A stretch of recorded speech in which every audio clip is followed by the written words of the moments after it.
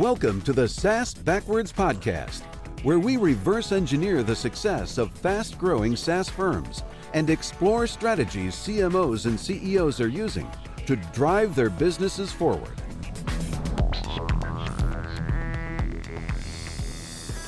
Welcome to SaaS Backwards, a podcast that helps SaaS CEOs and CMOs to accelerate growth and enhance profitability. I'm Jason Myers, Chief Revenue Officer of Austin Lawrence Group, and our guest today is our fearless leader, Ken Lempit, President and Chief Strategist. Now, in case you don't know us, we are a B2B revenue marketing agency that helps SaaS companies refine their messaging and go-to-market strategies so that you can build the experiences that are really going to drive meaningful conversations. And just to put a little quick ad in here, if you haven't had one of our content reviews, I highly recommend it. It's free, and we look at your messaging on your website and your advertising to see how you're helping to move the prospects off of status quo and be in line with what the buyer wants when they come to their website. And that's a lot of what we're going to talk about today, especially in the realm of content and thought leadership. So with that, let's start there. But before we dig into that, Ken, tell us a little bit about yourself and your experience with SaaS companies. Thanks, Jason. And this is definitely a set of topics that are near and dear to my heart. My background is really more than 35 years helping software and technology companies drive opportunity with new and existing customers. And over that time, things have obviously changed dramatically, and yet we don't always see companies applying the latest learnings, the best practices that are working today. We tend to get stuck in patterns of behavior that used to work for us, and we keep doing them as long as we think they're working, even as the evidence starts to point otherwise. So my background really is about ringing the bell for B2B software marketers and the organizations that depend on them, including sales and customer success. So in the case of thought leadership, which is really a big topic, and just what you said, I think that a lot of companies with content marketing over the last 15, 20 years have developed thought leadership content as they see it to develop audiences. But as we have grown in a sea of content out there, and with the algorithms changing with Google and organic search and that kind of thing, I think the role of thought leadership content is really changing. What do you see taking place in that realm? Well, you sort of covered the whole waterfront there with that lead in. We have a number of things happening all at the same time here. For a number of years, the amount of content being published by commercial publishers, software companies, tech companies, really companies of all kinds, has just exploded. And as that quantity has gone up, the quality has gone down. So whether that was content factories, offshoring writing services to low-wage countries, or with the drive now to use AI to generate content, what we have is more and more content, and much of it is worse than the content that used to exist. So we're at something, I don't know if we're quite at a crossroads or a breaking point, but I feel like it's coming. We're certainly going to be at diminishing returns on the volume we publish, and something's going to have to change. And I think there's a number of somethings that are changing now and will continue to change. And the first is going to be a preference for quality. So the buyers that have high consideration products that they're trying to choose between and among are going to be looking for reputable, usable, believable, credible content. And I think there's a couple of kinds of content that are going to figure into their buying decisions. There's going to be thought leadership, as you mentioned, Jason, which is, why should I want to trust you with the future of this function or my business? Are you a good custodian of the future? Should I put an ERP system in from your company because you have a vision for how organizations like mine should be run? And then there's going to be less qualitative content, more objective content, which is, help me make my buying decision.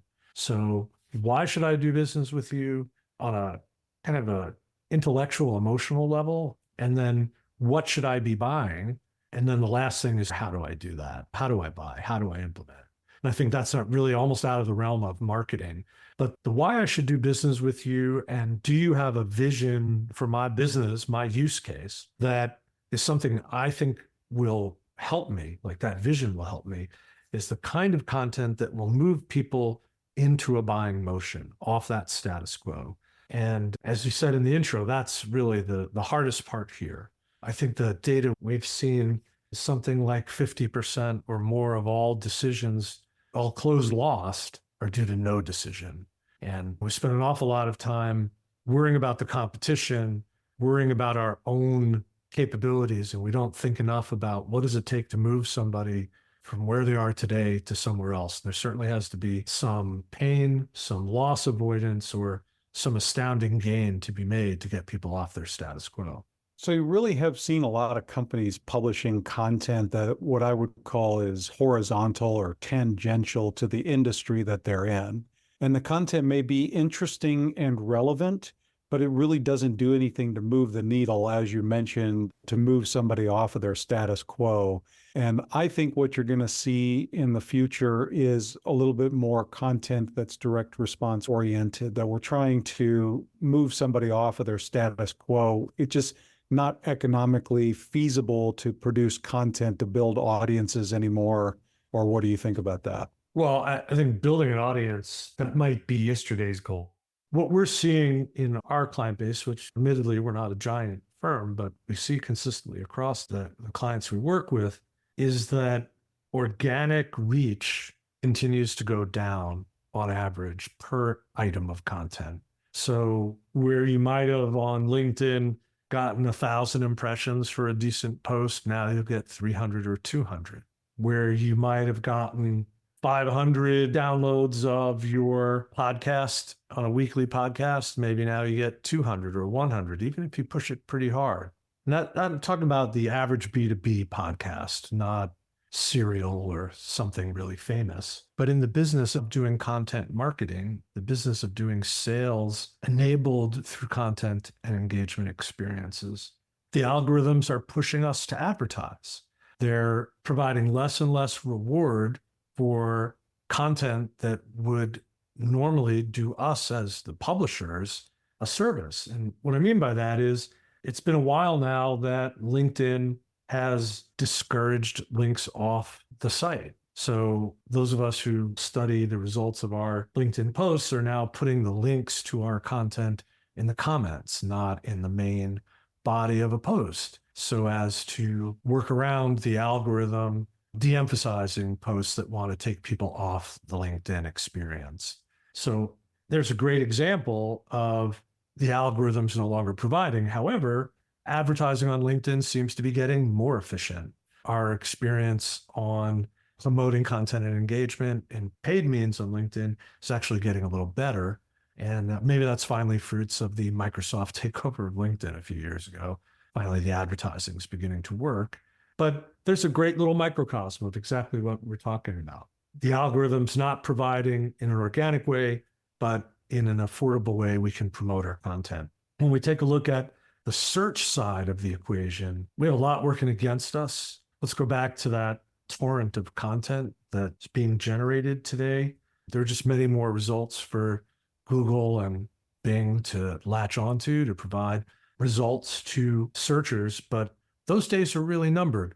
When we had Rand Fishkin on the podcast in New York at the Ascent conference, I think he pretty accurately predicted that he said between, I think, 6 and 9 months that Google would be de-emphasizing organic search in favor of AI-generated interpretation of the search results. And that's pretty much what's come to pass.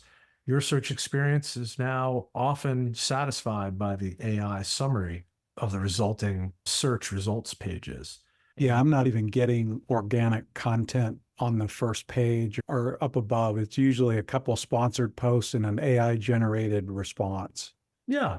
And so if you're a content marketer thinking that the SEO consultant you hired is going to help you to achieve more organic result, I'd say you could spend your money elsewhere at this point.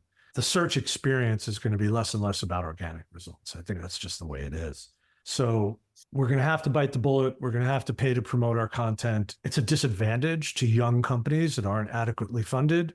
They're going to struggle to compete in ways they didn't used to. If you go back 10 or 15 years, which seems some ways a lifetime, in some ways seems like just yesterday, 10 or 15 years ago, you put up your website, you put up your blog, throw up a couple of landing pages, and kind of presto, you would start generating inquiries against your resource that you put behind a gate.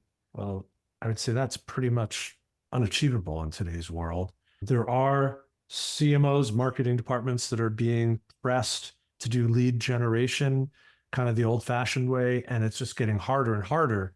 And I think those are the folks that really have the greatest need to re-educate their peers and management and boards as to the role of marketing today versus what it was 3 years, 5 years, or 10 years ago. We certainly are not in the same way in the lead generation business that we were, and we really can't be, with the exception of things that are like PLG motion or really low value sales. Like, we don't have a high consideration on something like Canva. We don't need to worry about content marketing, engagement experiences. The product is the engagement, and it's all about just driving to that conversion event and the success in the initial use. But even those products, it's not about search unless it's on their name only, a vanity search or a brand search. There's going to be very little that the algorithms are going to give away for free. So maybe that's the big takeaway of this segment of the pod is start budgeting for advertising like you used to.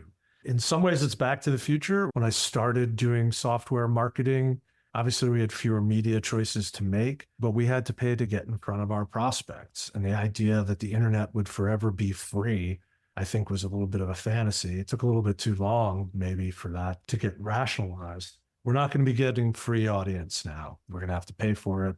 And when we write content that we expect the C-suite to read, it's going to have to be really good, well-researched, well-written, well-documented, things that those folks will find value in spending their time with it. Well, and as I like to talk about too, it's got to show some kind of lead intelligence just right in the headline.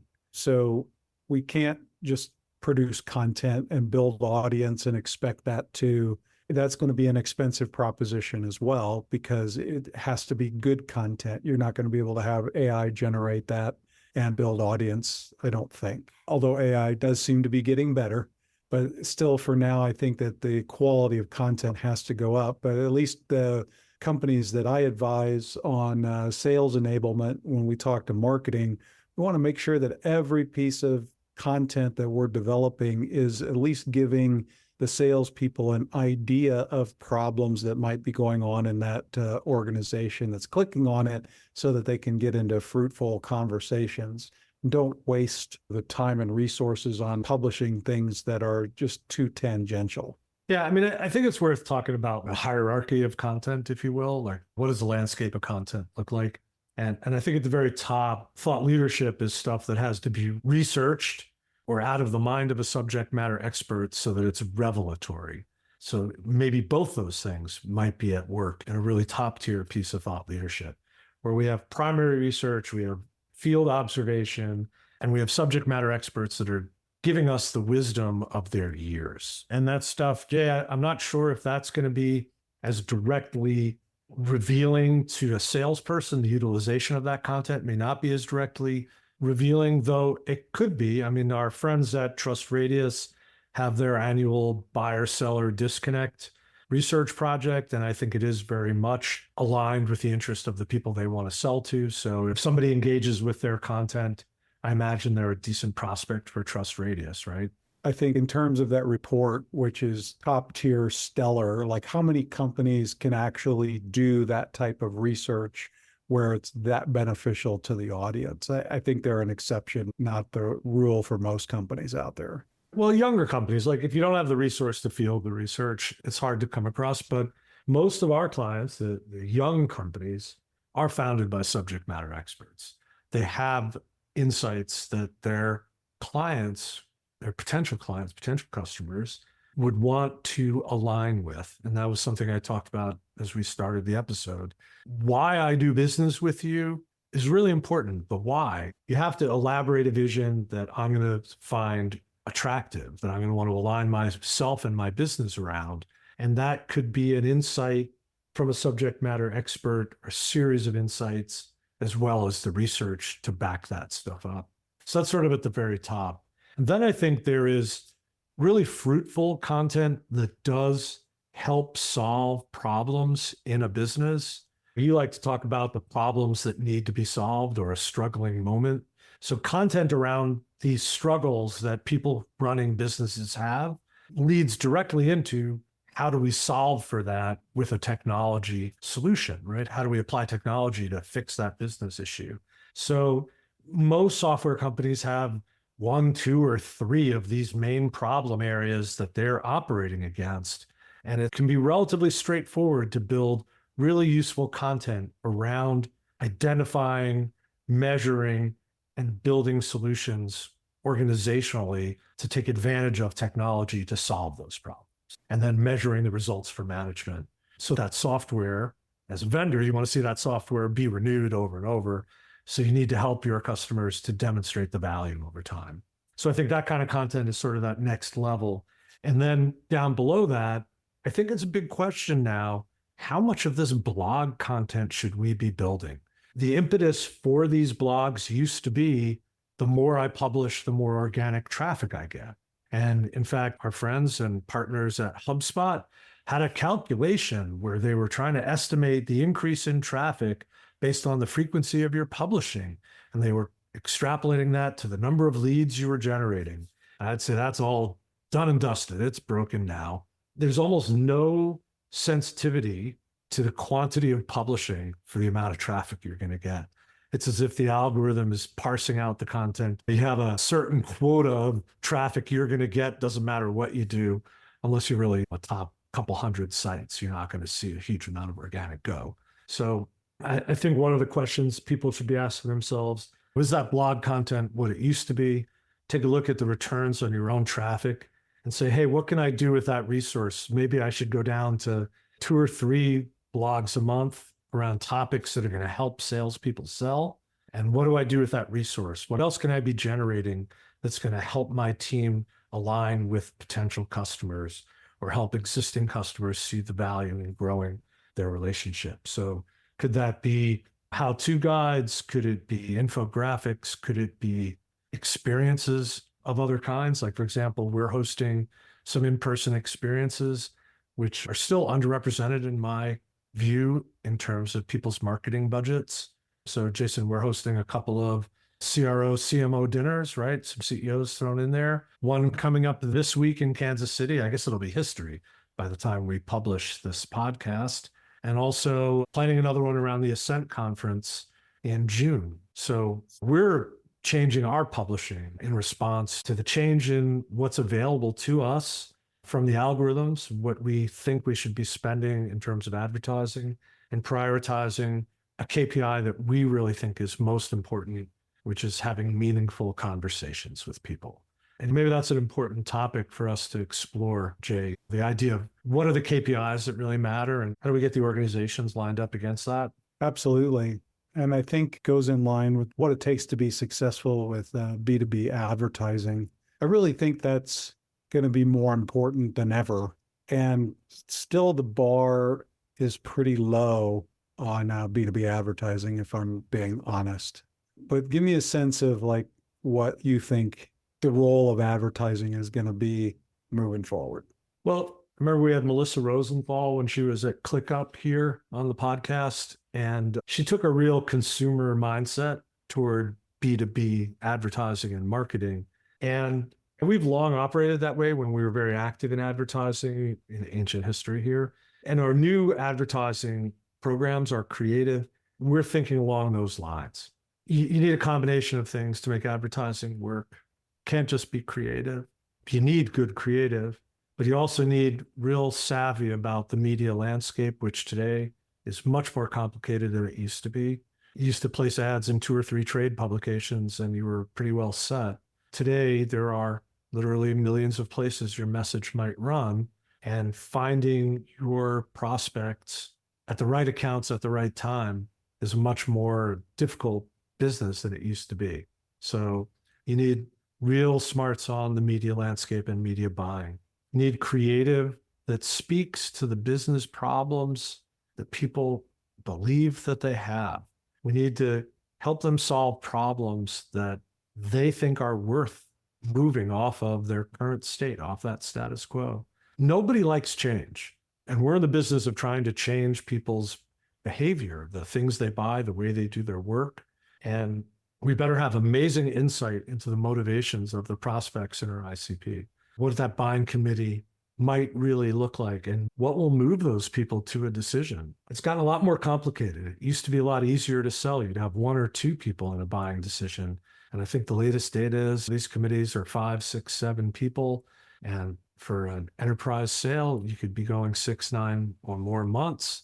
And that also means new people come in and people leave the buying process. So in every way, you need to be a lot smarter, a lot more thorough, a lot more creative. And you need to be able to justify the investment by measuring things that matter. You have to be in close communication and in lockstep with the sales leadership about what they want to measure other than revenue, what they believe are the steps before revenue. And one of the ones we want to suggest is this idea of meaningful conversations. We don't want to be looking at MQLs and SQLs. I think we want to look at possible prospects, good initial meetings, and then meaningful conversations, some kind of progression like that, because those meaningful conversations might have to happen over, again, a period of 6 to 12 months. It can't just be, I have a demo and I close the deal. No enterprise software is sold on the demo. So I'd say advertising has to be wired into that sales process. And I think our goals have to be carefully calibrated toward continuing conversations that are meaningful. Where do you think companies or SaaS companies today are deficient there? Do they really understand the motivations of their buyer in the first place, in your experience? I think everybody did sometime in the development of their company, right? So when we meet young companies, the founding vision usually is crystal clear on what the problem is. And we don't work with too many companies that early in their lifespan.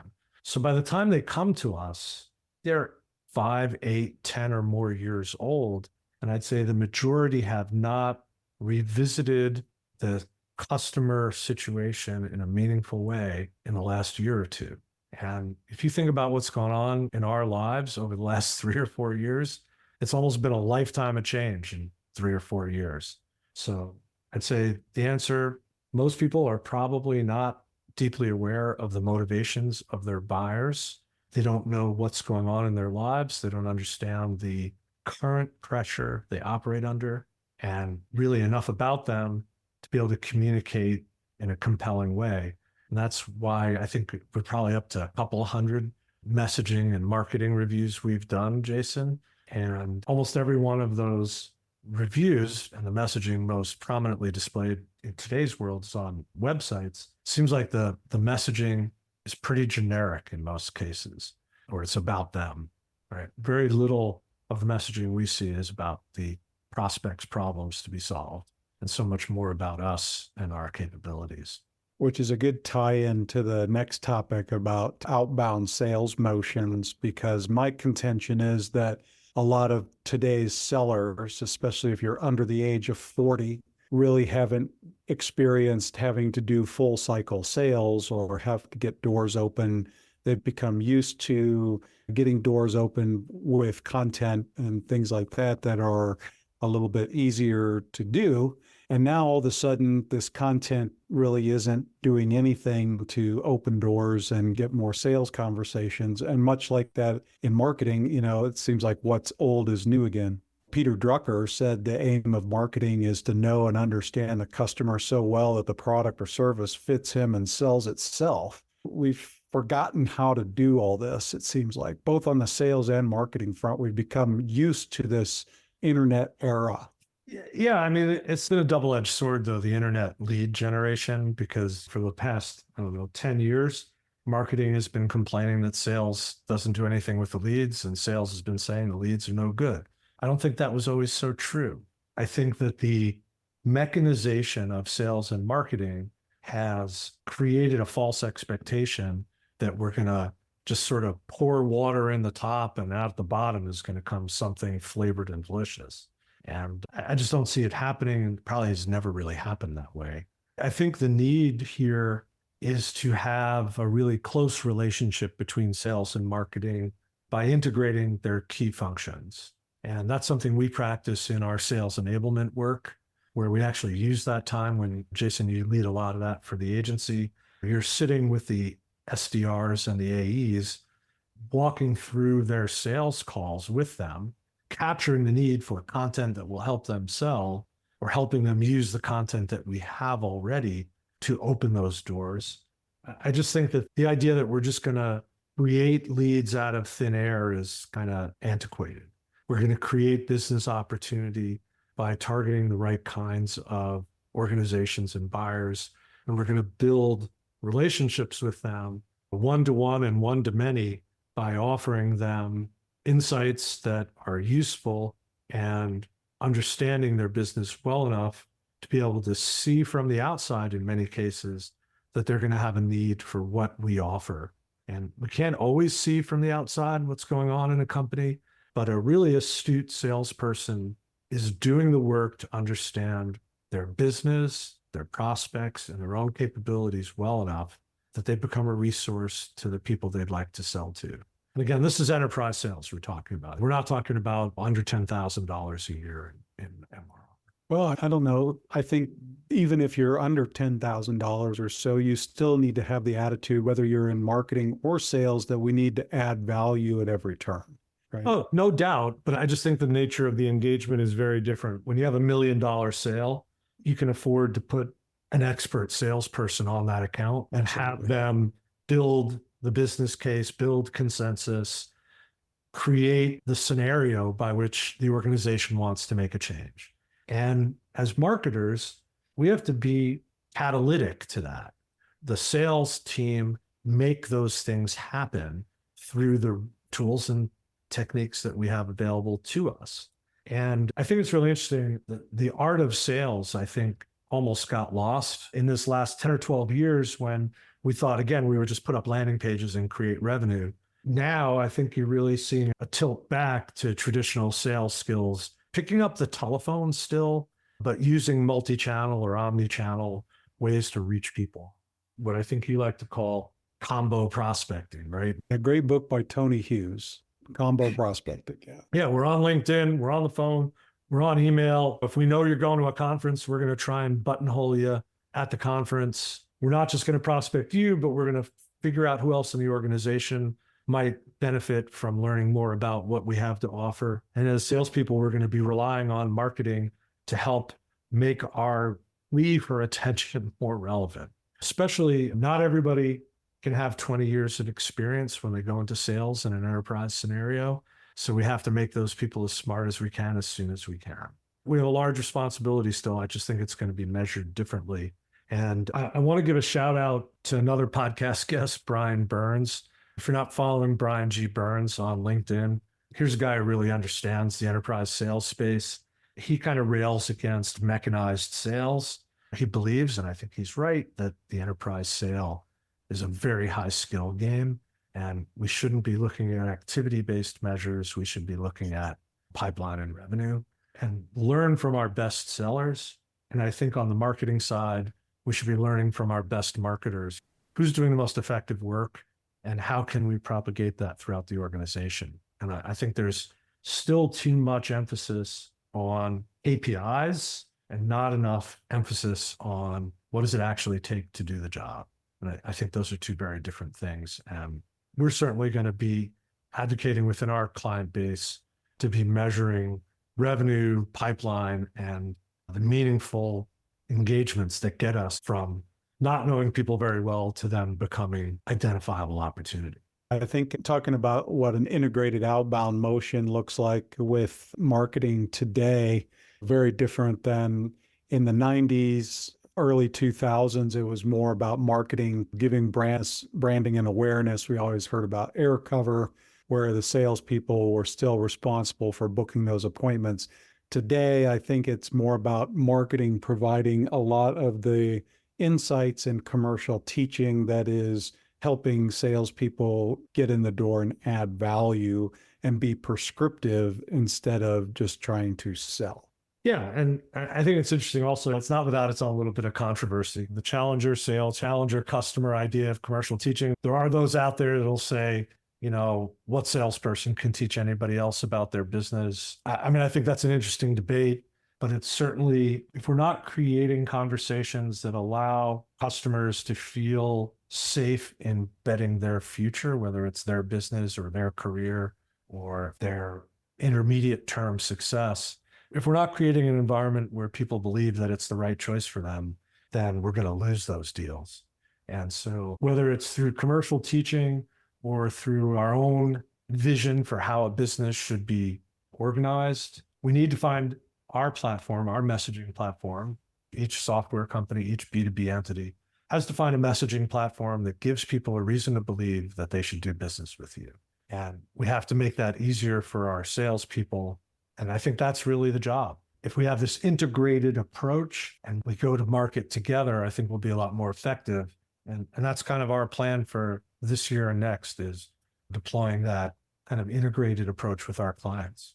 Might be a good place to land our episode, Jay. That was what I was just going to say. So if someone out there is interested in having us review their advertising, websites, messaging, content, how can they do that? Well, I think they have to go to our website, right? And isn't there an offer right on the homepage to get your own? There is.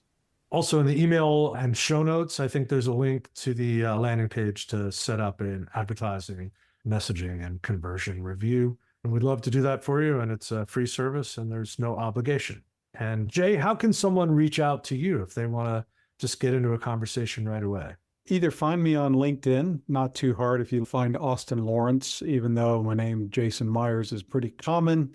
You can find me that way, or email address is really easy. It's jm@austinlawrence.com. Just let me know what you're looking for and I'll help you out there. That's awesome. Well, thanks so much, Jason, for teeing up the episode for me. And we'll see you guys next time on the podcast with another CMO, CEO, or CRO from a fast growing SaaS company with their stories of how they've accomplished what they have to date. And hopefully there'll be some learnings in those episodes in the future for you. Thanks a lot. Thank you, Jason. Thanks for listening to the SaaS Backwards Podcast, brought to you by Austin Lawrence Group. We're a growth marketing agency that helps SaaS firms reduce churn, accelerate sales, and generate demand. Learn more about us at www.austinlawrence.com.